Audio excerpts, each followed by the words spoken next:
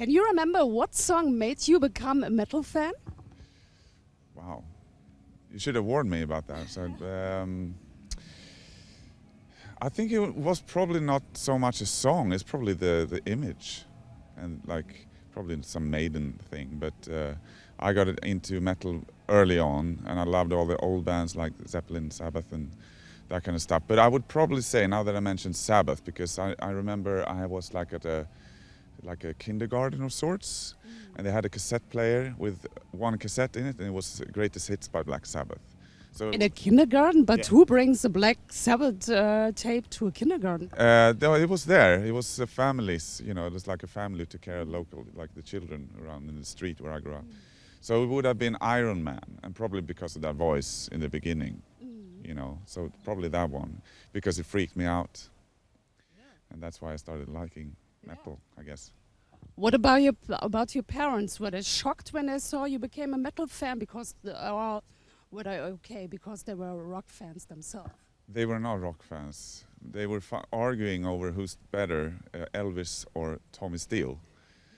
But okay, that's rock, but they were not into like hard rock or anything like that. But it was so common in Sweden when I was growing up. You know, all my friends were into metal.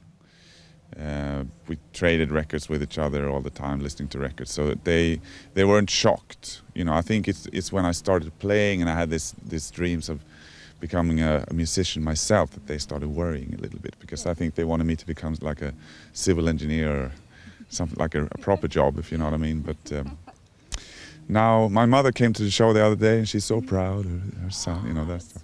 Yeah. Do you remember the key moment or the night the band Opeth was born? Well, I wasn't there in the beginning, because I had another band, and Opeth was around. That was a band that was run by the vocalist who formed the band. His name is David, and him and I were friends. We were skateboarding together, and he was turning me on to like, because I was into the Scorpions and, you know, Deep Purple, those kind of bands, and, you know, Metallica maybe. And he turned me on to bands like Voivod, Bathory, you know, like heavier stuff. So he formed the band in the suburb to Stockholm. So I wasn't there, but he asked me later to become a bass player for them.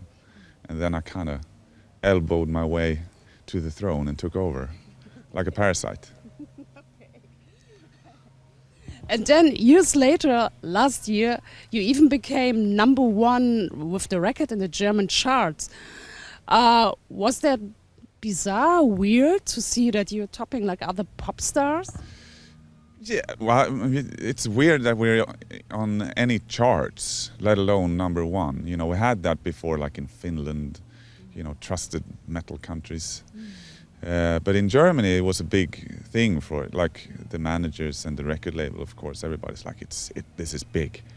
And I'm like, okay, you know, but we'll only be there for 1 week. You know, next week it'll be somebody else. You know, but I thought it was really cool, especially since we've, you know, in the beginning when we started touring, we had problems, I think, in Germany. Like it didn't seem like we came across to the German metal crowd. It took us a long time, and now it's a very important place for us to play. You know, we get great support from Germany now, and that was just another nice thing. But I don't get too hung up on chart positions and stuff like that, because I know it's kind of was hot for the day and, you know, or the week, you know. But I think it's good that a band like us who don't really belong in charts at all, that we're in the chart. And, you know, #1, of course, that's better than #2, right? You know, so it was cool. So you had some sparkling wine in the evening to celebrate it? No, I didn't. A beer? No, I probably had like milk or something like that. I didn't really celebrate. I just moved houses, and I put all like the awards and stuff that I got through the years there in the toilet. So that week, first #1 German thing is I can look at it when I sit down in the toilet. When I prepared this interview, I found a story about a crazy fan you had that brought you a piece of bread, I think, something like that. You had to bite on it. Can you tell me that story again? Yeah, I've forgotten about that myself. But yeah, there was, you know, fans. You know, you meet so much people. You know, and fans tend to lose their cool every now and then, and they're like, "Oh my God, it's what should I do?" And or maybe they want to be funny. That's the worst, when they're trying to be funny. But this guy, I think he was genuine. Actually, he came up to me, didn't say anything. It's like, but I had like an Opeth shirt on, as I figured he's a fan, and he handed me, held a piece of bread in his hand, and I was like, he didn't say anything, so I didn't understand what he meant, but he wanted me to take a bite of his bread, which I did, and he was, "Thank you," and then he walked away. I've forgotten about that, actually. Probably there's a clone of you somewhere in the universe. The DNA, yeah. Or maybe he poisoned me, like slow death with arsenic, it's going to hit me tonight. But that would be really slow, years later. Probably, yeah. This was a long time ago. But that was a funny thing. Funny in a weird way. Okay. You already played here 2009. What will be different tonight? Next to looking better today. Thank you.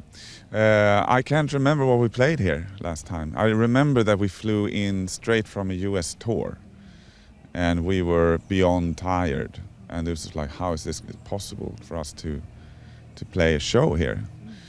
That's all I remember. I don't remember anything else from that show. I remember the place, But how will you pick the set list for tonight? We're too lazy. We didn't rehearse, so we're kind of playing the same stuff that we played on the last tour.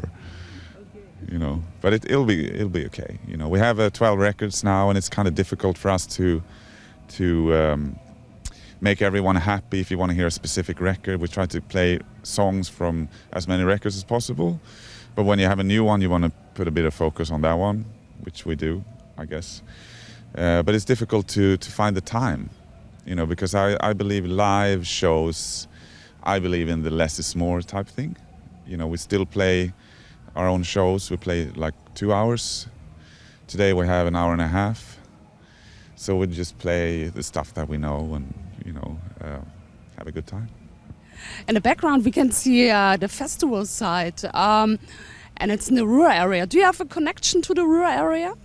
Not really, I can't say. No, I traveled around Germany a little bit, but I was so, I've been here as an adult, but only working. I've never been on like a holiday or anything here since 1986, when my family was driving down to Italy, and we drove through then East Germany and West Germany. So it was, but I don't remember where we were, to be honest. I was just interested in going home, actually. Yeah. But before you walk on stage, do you have a ritual?